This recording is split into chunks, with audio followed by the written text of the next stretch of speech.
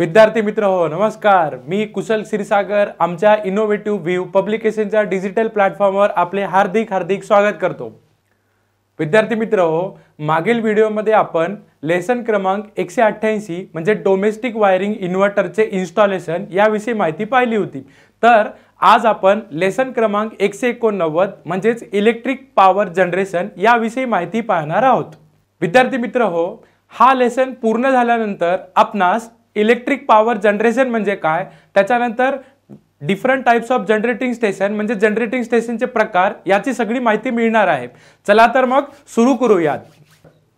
विद्यार्थी मित्र हो, जर तुम्ही नीट बघत असाल तर याच्यामध्ये तुम्हाला काय दिसतंय की different types of electric power generation म्हणजे या ठिकाणी तुम्हाला पाणी दिसतंय, म्हणजे हे आपण म्हणू शकतो की with the help of water म्हणजे पाण्यापासून जी वीज निर्मिती केली जाते त्याला म्हणायचं हायड्रो इलेक्ट्रिक पॉवर स्टेशन।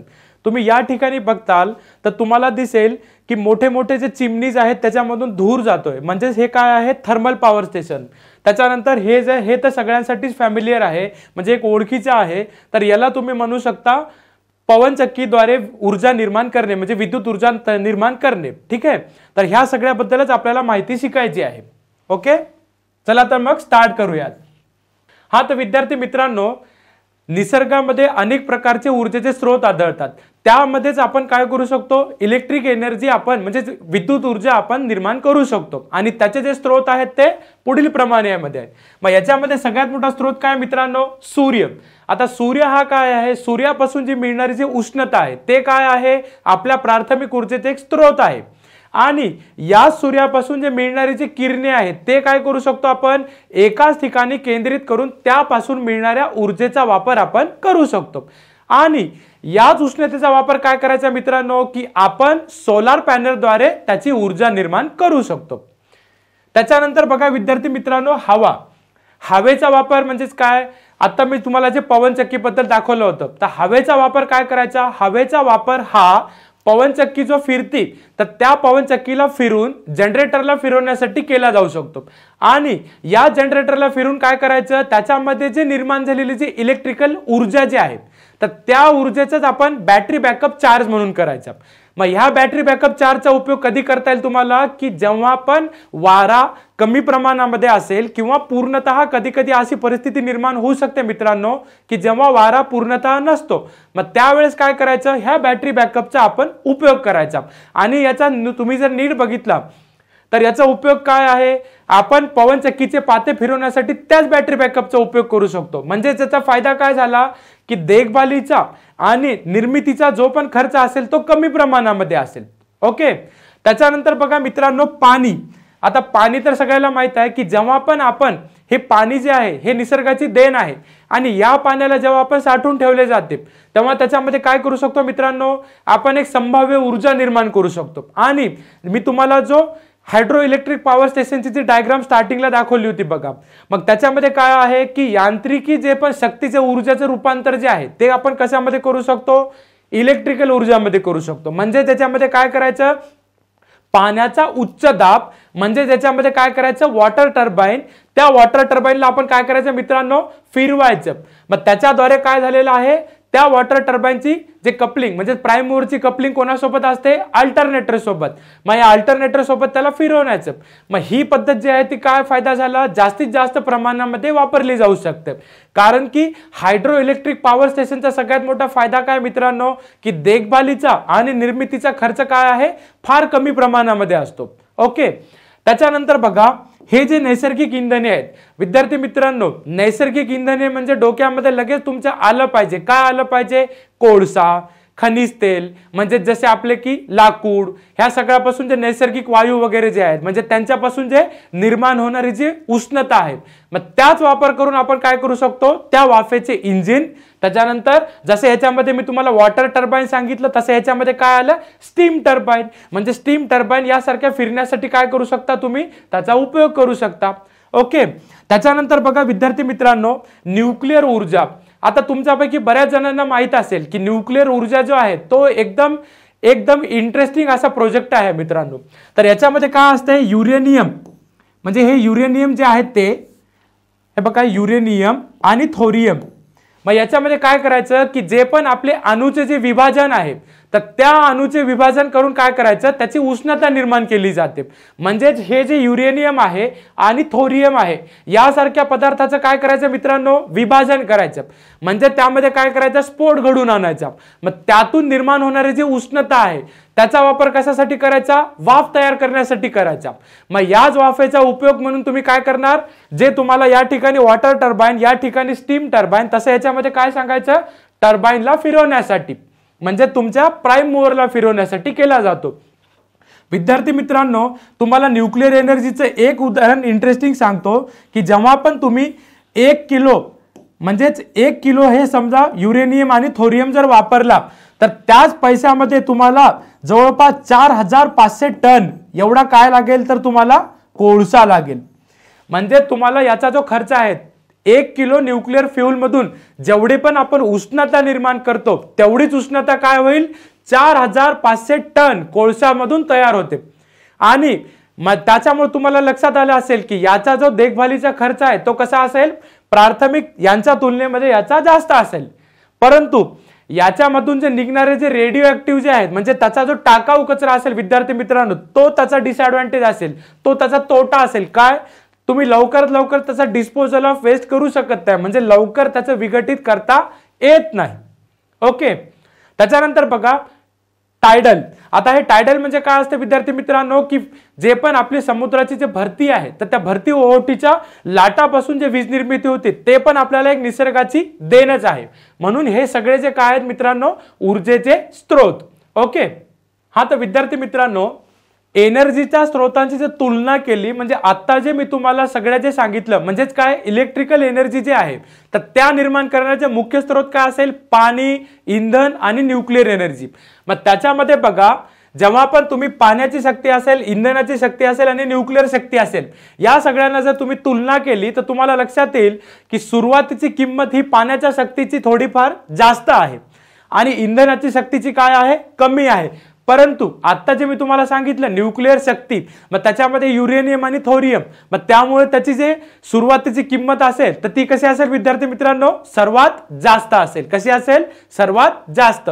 त्याच्यानंतर तुम्ही जर रनिंग चार्जेसचा जर विचार केला तर ज्या ठिकाणी पाण्याची शक्ती सुरुवातीची किंमत आपल्याला जास्त लागते त्या ठिकाणी तुम्हाला रनिंग किंमत काय लागेल, कमी लागेल. त्याच्यानंतर इंधनाची शक्ती कशी होईल, जास्त लागेल.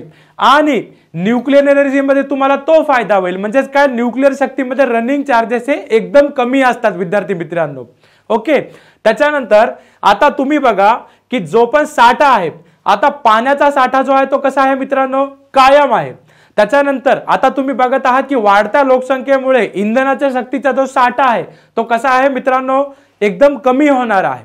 बट तुम्ही जर न्यूक्लिअर एनर्जीचा जर विचार केला म्हणजे न्यूक्लिअर शक्तीचा जर आपण विचार केला तर तो साठा कसा आहे, कमी न होणार आहे.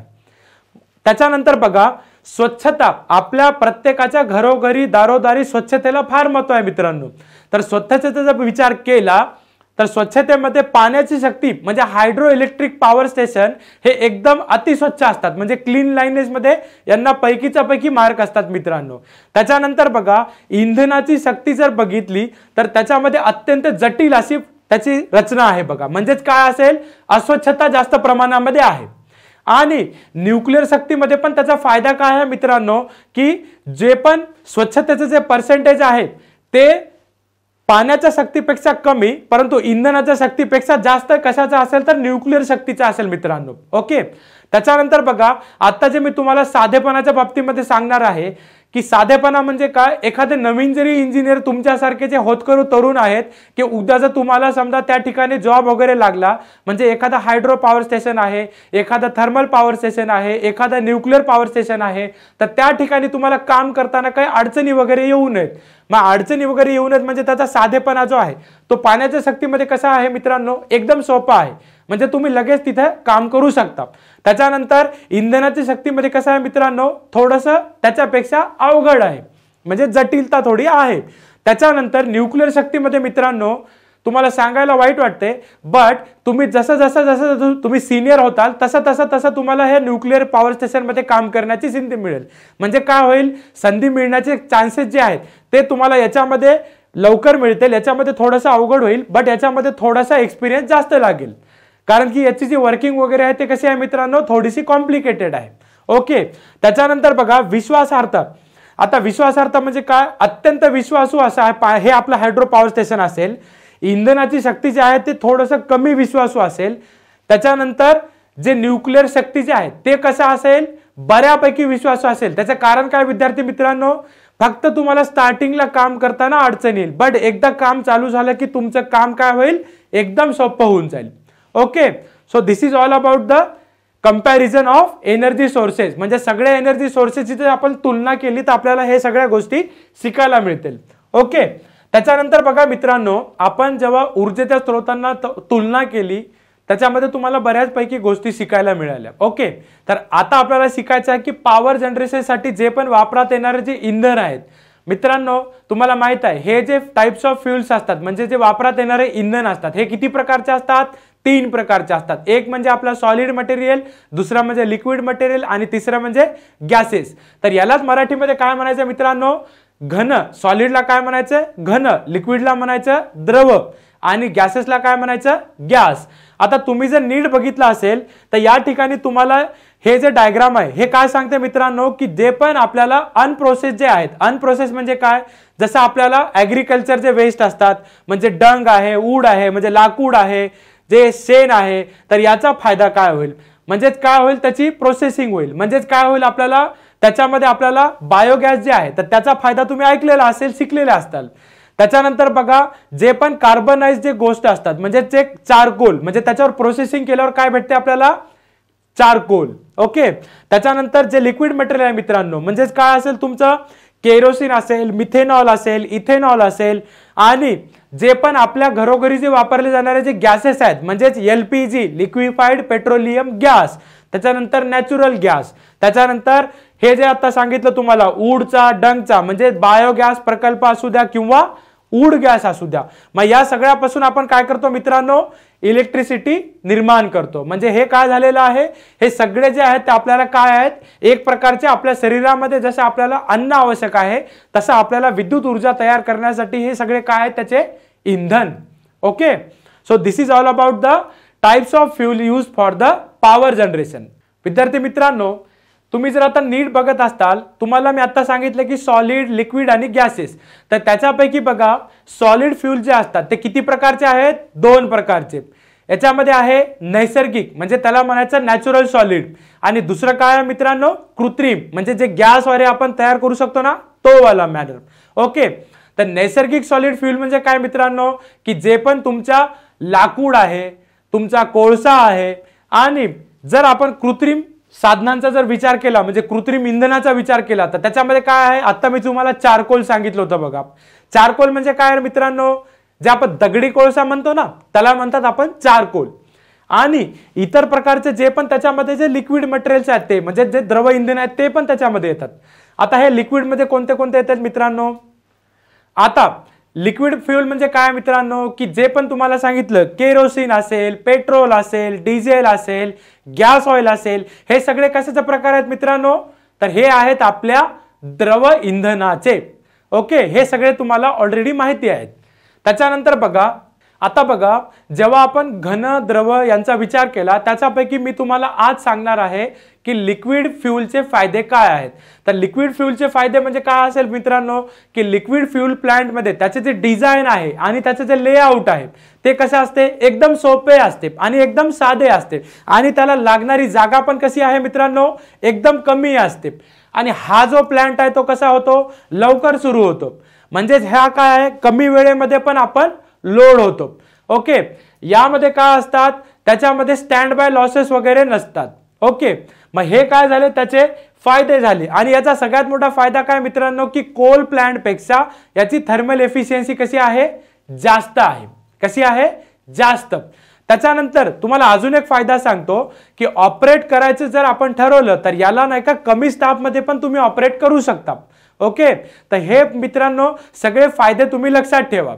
त्याच्यानंतर जर आपण तोट्यांचा विचार केला तर त्याचे तोटे काय असतील बरं, की जेव्हा पण आपल्याला लिक्विड फ्यूलची जे रनिंग कॉस्ट असते तर ती, आता तुम्ही बघत असताल सध्याच्या काळामध्ये पेट्रोल डिझेलचे रेट जे आहेत ते किती आहेत, खूप जास्त प्रमाणामध्ये आहेत. म्हणजे हे पण काय आहे, त्याचा एक प्रकारचा तोटा आहे. म्हणजेच काय की लिक्विड फ्यूलची जे रनिंग किंमत आहे ती काय असते, जास्त असते. आणि जे कमी पॉवर जे आपण निर्माण करतो ना मित्रांनो, तर त्या कमी पॉवर निर्माण करण्यासाठी सुद्धा याचा वापर होतो. म्हणजे this is also disadvantage of liquid fuel. Okay, liquid फ्यूलचे फायदे आणि तोटे शिकल्यानंतर आता आपल्याला शिकायचे आहे की सॉलिड फ्यूलचे फायदे आणि तोटे काय असतील. तर बघा, सॉलिड फ्यूलचा सगळ्यात जास्त फायदा काय तुम्हाला माहित आहे, कारण की कोणी इस्त्रीसाठी वापरते, कोणी डिफरंट टाइप्स ऑफ पर्पज, म्हणजे जे पण जे कोळसा जो आपण वापरतो तो कशामुळे आपण त्याला प्रिफर करतो, त्याला का महत्व देतो, कारण की तो स्वस्त आहे. म्हणजे सॉलिड फ्यूल मध्ये जो लागणारा जो कोळसा आहे, जो की आपल्याला थर्मल पॉवर स्टेशन मध्ये आपण शिकलो, तर तो कसा आहे मित्रांनो, थोडासा स्वस्त आहे. त्याच्यानंतर तुम्ही दुसरा फायदा बघा, रेल्वे किंवा रोड याद्वारे तुम्हाला वाहतूक त्याची काय करता येते मित्रांनो, सहजरित्या करता येते. त्याच्यानंतर तुम्ही जर नीट बघितलं की सॉलिड फ्यूल मध्ये काय फायदा आहे की हायड्रो पॉवर स्टेशन पेक्षा त्याची जी जागा लागणारी आहे ते कशी आहे मित्रांनो, कमी आहे. म्हणजे हा पण काय झाला, एक प्रकारचा फायदा झाला की हायड्रो पॉवर स्टेशन पेक्षा त्याची जागा काय आहे, कमी लागते. ओके, त्याच्यानंतर बघा अजून एक त्याचा तुम्ही फायदा नीट आठवा, काय असेल बरं, की डिझेल पेक्षा हे इंधन कसं आहे, स्वस्त आहे. कसं आहे, स्वस्त. त्याच्यानंतर बघा, आता हे झाले फायद्याची बाब. आता तोट्याची बाब जर आपण बघितली तर तुम्हाला काय लक्षात येईल बरं मित्रांनो, तुम्ही जर कधी परळीला किंवा चंद्रपूरला जाताल तर त्या ठिकाणी तुम्हाला थर्मल पॉवर स्टेशन दिसेल. तर त्या ठिकाणी बघा की तुम्हाला जेव्हा तुम्ही परळी सिटीमध्ये जाताल किंवा चंद्रपूर सिटीमध्ये जाताल तेव्हा तुम्हाला एकदम धुळीग्रस्त भाग दिसेल. म्हणजेच काय असते की कोळशाची जे पण आपण मोठ्या प्रमाणामध्ये जे हँडलिंग म्हणतो, त्याची जे आपण जे व्यवस्था करतो, मग त्या जे प्रमाणामध्ये मोठ्या प्रमाणामध्ये जी कोळशाचा जो धूर होतो, तर त्या धुरामुळे काय होते मित्रांनो, त्याचे प्रदूषण जास्त प्रमाणामध्ये निर्माण होते. आणि जे पण आपल्या हाताळणीचा जे आता हँडलिंगचा जो विषय सांगितला त्याच्यामध्ये दुसरा तोटा काय असेल, तर त्याची हाताळणीची किंमत काय असते मित्रांनो, थोडीशी जास्त असते. काय असते, थोडीशी जास्त. ओके, तर हे सगळे काय लक्षात ठेवायचे, सॉलिड फ्यूलचे फायदे आणि तोटे. विद्यार्थी मित्रांनो, आता आपण आपल्या मेन कंटेंट कडे येणार आहोत. कोणत्या, तर वीज निर्मितीचे प्रकार कोणते कोणते असतील. तुमच्यापैकी बऱ्याच जणांना माहित असेल आणि जे नवीन आहेत त्यांना पण मी सांगतो. काय असेल बरं मित्रांनो, आपल्या आजूबाजूला जे पण गोष्टी दिसतात त्यावरूनच आपण रिझल्ट लावायचा. म्हणजेच काय, कन्व्हेन्शनल पॉवर जनरेशन आणि नॉन कन्व्हेन्शनल पॉवर जनरेशन. आता नॉन कन्व्हेन्शनल म्हणजे काय, जे मला हवा भेटते, जे मला सूर्यप्रकाश भेटतो त्याद्वारे मी काय करू शकतो, वीज निर्मिती करू शकतो. मग त्यालाच काय म्हणायचं, नॉन कन्व्हेन्शनल. म्हणजे the sources which are unlimited, म्हणजे जे अमर्यादित साठे आहेत त्याला काय म्हणायचं, नॉन कन्व्हेन्शनल.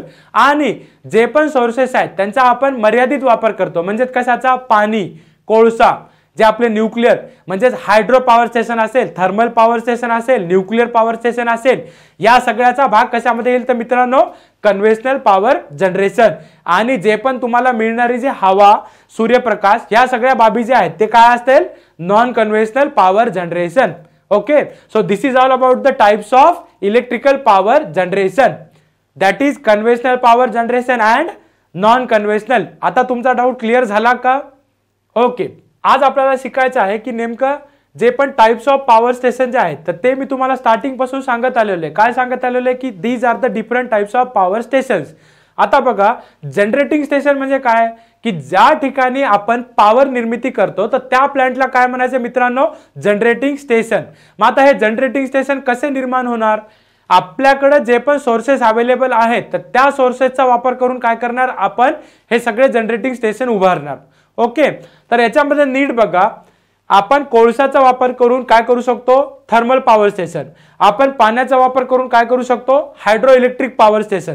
आपण डिझेल म्हणजे डिझेलचा वापर करून काय करू शकतो, डिझेल पॉवर स्टेशन. त्याच्यानंतर आपण युरेनियम, थोरियम यासारखे जे महागडे जे धातू आहेत तर त्यापासून आपण काय करू शकतो, न्यूक्लिअर ऊर्जा तयार करू शकतो. त्याच्यानंतर जे पण कंबस्टन ऑफ गॅसेस आहे मग त्या सगळ्याचा उपयोग करून काय करू शकतो आपण, गॅस टर्बाइन पॉवर स्टेशन. म्हणजे हे सगळे काय आहेत, आपल्याकडे जे जे मी तुम्हाला जे कन्व्हेन्शनल आणि नॉन कन्व्हेन्शनल त्याच्यापैकी जे कन्व्हेन्शनल शिकवलं ना, हे सगळे त्याचे टाइप्स आहेत मित्रांनो.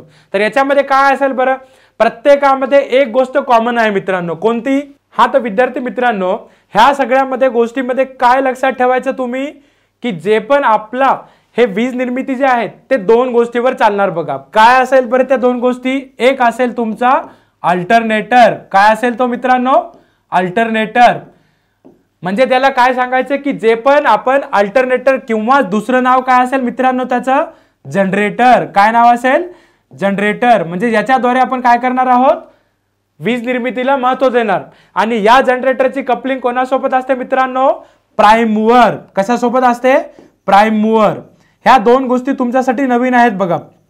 ओके, तर ह्या सगळ्या गोष्टी तुम्हाला ह्या कोणत्याही टाइप्स ऑफ पॉवर स्टेशन बघा, ह्या सगळ्या गोष्टीमध्ये तुम्हाला जे टर्बाइन किंवा प्राइम मूव्हर जे आहे तर त्याची कपलिंग तुम्हाला अल्टरनेटर सोबत किंवा त्या जनरेटर सोबत दिसून जाईल. ओके, म्हणजे काय असतो की जो पण आपला वीज निर्मितीचा जो उद्देश आहे तो काय होईल? तो डायरेक्टली साध्य होईल का? नाही. या वीज निर्मितीमधून आपल्याला कुठे जावं लागेल? आपल्याला जे वीज ट्रान्समिट करता येईल ती, आणि त्या ट्रान्समिट करून ग्राहकांना डिस्ट्रीब्यूट करावं लागेल. Okay, so this is all about the different types of generating stations. हा तर विद्यार्थी मित्र हो, अशा प्रकारे आज आपण लेसन क्रमांक 189 म्हणजेच इलेक्ट्रिक पॉवर जनरेशन मधील पहिल्या भागाची पूर्ण माहिती घेतली. आता आपल्याला पुढील व्हिडिओमध्ये पुढच्या भागाची माहिती घ्यायची आहे. तोपर्यंत भेटूयात मित्रांनो पुढील व्हिडिओमध्ये. आणि विशेष म्हणजे हा व्हिडिओ आवडलास लाईक करा, शेअर करा आणि आमच्या IVVP ऑनलाईन या यूट्यूब चॅनलला सबस्क्राईब करायला विसरू नका. त्याच्यासोबत बेल आयकॉन मधील ऑल नोटिफिकेशनला क्लिक करायचं जेणेकरून नवनवीन व्हिडिओबद्दल आपणाला माहिती मिळेल. धन्यवाद.